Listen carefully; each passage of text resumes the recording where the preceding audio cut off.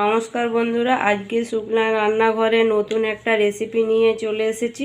কচুর টক কিভাবে বানাচ্ছি দেখতে থাকুন, আশা করি ভালো লাগবে। প্রথম থেকে শেষ পর্যন্ত পুরো ভিডিওটা দেখার অনুরোধ রইল।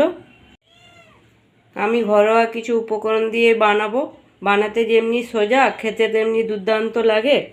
সবারই প্রথমে কচুগুলো এইভাবে আমি ছোট ছোট পিস পিস করে কেটে নিচ্ছি। আমি এখানে তরকারিটার জন্য একটা মশলা করে নেব।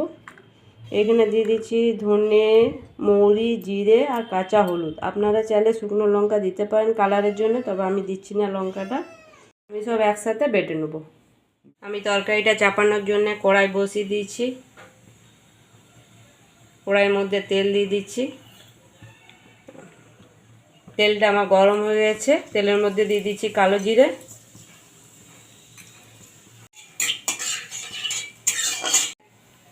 কালো জিরেটা আমার ভাজা ভাজা হয়ে গেছে। এবার কালো জিরেটার মধ্যে পেঁয়াজ কুচি দিয়ে দিচ্ছি।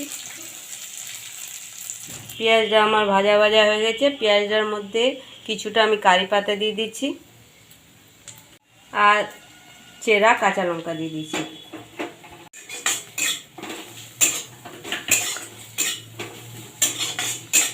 এবার কারি পাতা লঙ্কাটা একটু ভাজা ভাজা হয়ে গেল। এবার কেটে রাখা আমি কচুটা দিয়ে দিচ্ছি। কচুটা দিয়ে আমি 2-4 মিনিট ভেজে নেবো কচুগুলো ভাজতে ভাজতে আমি তেঁতুলের কাঠটাকে বের করে নেব। তেঁতুলটাকে আমি ভিজিয়ে দিয়েছিলাম 10-15 মিনিট। এবার যে মশলাটা করে রেখেছি ওই মশলাটার মধ্যে তেঁতুলের কাঠটা দিয়ে দিচ্ছি। আমি ছেঁকে দিলাম। এদিকে আমার কচুটা ভাজা ভাজা হয়ে গেছে। এবারে বেটে রাখা মশলা আর তেঁতুলের কাঠটা দিয়ে দিচ্ছি।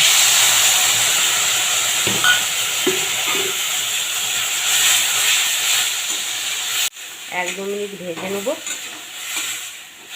আর অল্প একটু দিয়ে দিচ্ছি আমি কাশ্মীরি লঙ্কা। পরিমাণ মতো নুন দিয়ে দিচ্ছি। আর অল্প একটু দিয়ে দিচ্ছি চিনি। দিচ্ছি পরিমাণ মতো জল। আমার কচুটা সিদ্ধ হওয়ার মতন জলটা আমি দিচ্ছি।